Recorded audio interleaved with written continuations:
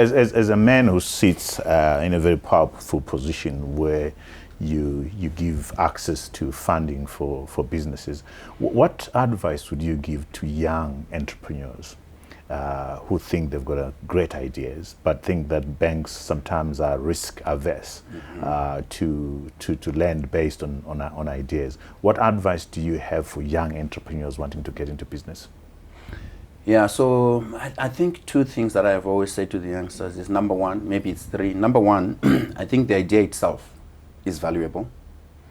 And number two, realizing the idea and making it work doesn't necessarily mean you need to protect it and own it yourself 100%.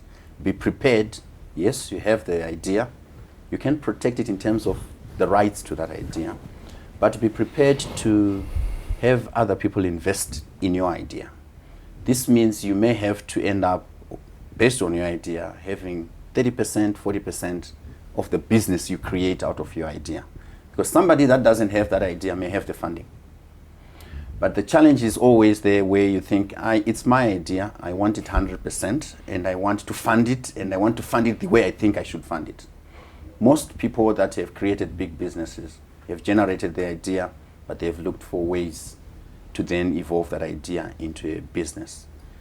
I think I've also encouraged young entrepreneurs to say, formalize, and this is one of the things that I really have passion. I've got a few things that I'm passionate about, to digress a bit, environment and how we should protect our environment.